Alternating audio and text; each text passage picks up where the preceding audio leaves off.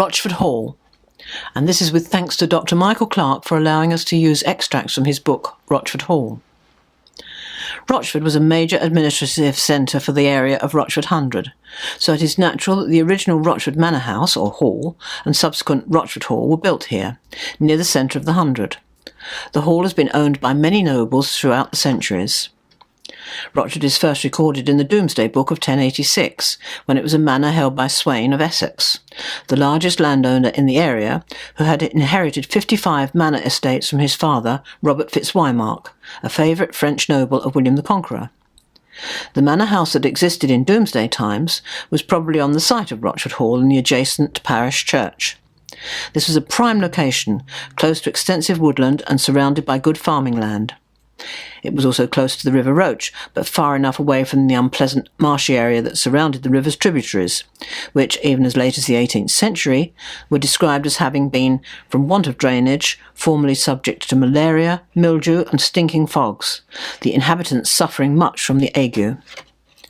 Many of the subsequent lords of the manor were closely linked with kings and queens of England, and held high positions in the country's administration.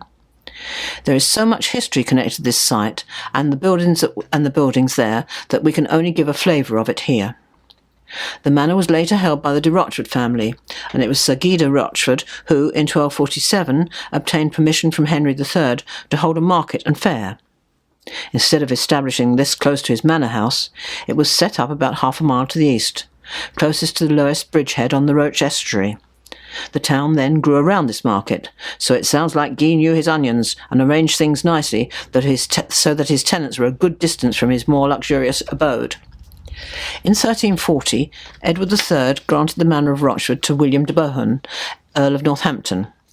In 1381, the arranged marriage took place at Rochford Hall of Mary de Bohun, aged 11, and Henry Bolingbroke, aged 14. It was some years before they lived together, but then they had 6 children before Mary died unexpectedly in 1394. Henry became King Henry IV in 1399, so although Mary never became queen, her son became King Henry V, the hero of Agincourt. Unfortunately, nothing survives today of the extensive building works carried out at the hall in the 1430s by the de Bohuns, as the old stone manor house was replaced by the grander project that would eventually become a magnificent Tudor mansion with turrets, gables and twisted brick chimneys. James Botellier, or Butler, which is probably devised from the Botelliers' hereditary title of Butler of Ireland, given by Henry II in around 1170, was the 5th Earl of Ormond. He inherited Rochford Hall from his de Bohun grandmother around 1450, and later added Viceroy of Ireland and Earl of Wiltshire to his titles. He supported Henry VI and the Lancastrian faction during the Wars of the Roses, and became Earl of Wiltshire. He fought in a number of battles, but was executed following the Yorkist victory at Towton in 1461. As a result, his family lost possession of Rochford Hall when the manor was given to the Duchess of Exeter, the Woodvilles, and then to the Greys. In 1485, Henry VII became the first Tudor king, and Rochford Hall was returned to James Botellier's brother Thomas, 7th Earl of Ormond. The Ormond coat of arms appears on the fine brick tower of the church, which presumably they paid for and built, as well as adding to the hall.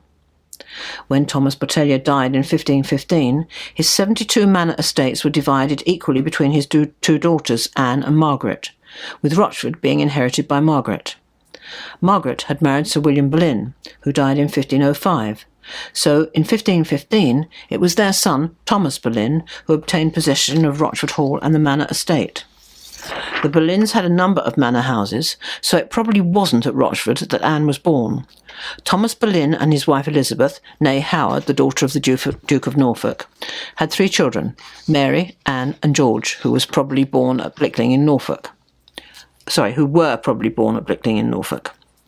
Henry VIII initially only had eyes for Mary, the other Boleyn girl, who became his mistress, but later it was Anne who became Henry VIII's second wife and the mother of the future Elizabeth I. Anne and her brother George were both beheaded in 1536.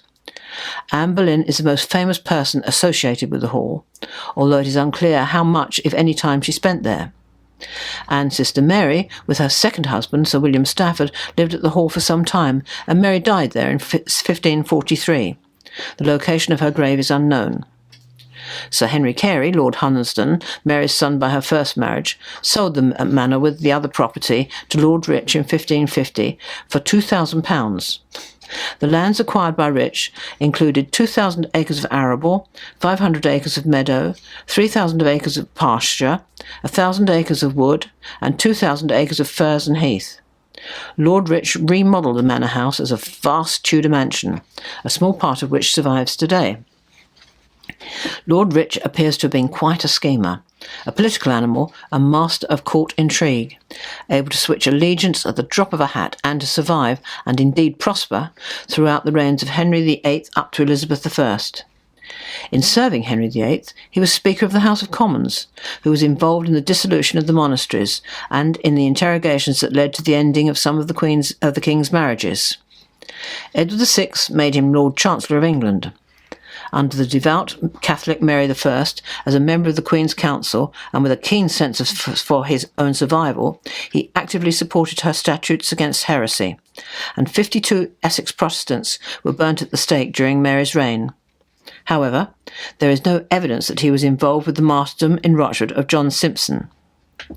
When Anne Boleyn's daughter Elizabeth came to the throne, he managed to stay in favour, was made elder statesman in Parliament, and was charged with preserving religious stability in Essex. In addition to Rochford Hall, Lord Rich owned Southchurch Hall, Sutton Hall, Hawkwell Hall, Milton Hall, Prettlewell Priory, Hadley Castle, and numerous other properties in the area.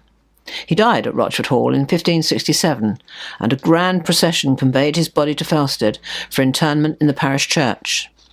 In his will, Rich left instructions for 6 almshouses to be built for the poor of Rochford, but there were problems with the will, and the almshouses in West Street were not built until about 50 years after his death. There are many more tales surrounding Rochford Hall. In the late 1500s, it was a scene for dissenters from the established church, supporting the Congregationalists, and later services held in the Hall Chapel were said to have fuelled the emergence of Essex Puritanism, which was subsequently taken to America by the Pilgrim Fathers. Oliver Cromwell's daughter Frances married into the Rich family and possibly lived at Rochford Hall. Then, much more recently, during World War II, airmen were housed at the Hall, and the Hall also suffered some bomb damage. The Hall was subsequently owned by various prestigious families, including Earl Tilney, the Wellersleys, and the Tabors. In 1896, the East Wing and some of the parkland were let to Rochford Hall Golf Club, and in 1980 the club purchased the Hall, and the derelict barns were made into luxury houses built in keeping with the Hall architecture. There has been a lot of confusion about the dating of Rochford Hall. This Grade 1 listed building is constructed from at least 3 different types of stone, as well as brick and timber. Now, however, the existing building is mostly of one date, being constructed in whatever materials were available, and then plastered over, so that at a distance it looked as if it was built of stone. The top or attic story is timber framed and clad in brick. During the reconstruction of the barns, large quantities of carved stonework were found, which could only have come from a church or monastic building. This suggests that the present hall dates from after the dissolution of the monasteries in 1539, when these buildings were pulled down and their materials sold for reuse. The hall in Lord Rich's time was huge, one of the largest in the country, but fire in 1760 destroyed much of the building, and only around a third of it remains today. An octagonal tower, which has been found by excavation to the south of the existing building, shows that it was about 200 feet square, with possibly 4 internal courtyards. Excavation has also revealed that it was surrounded by a wide moat.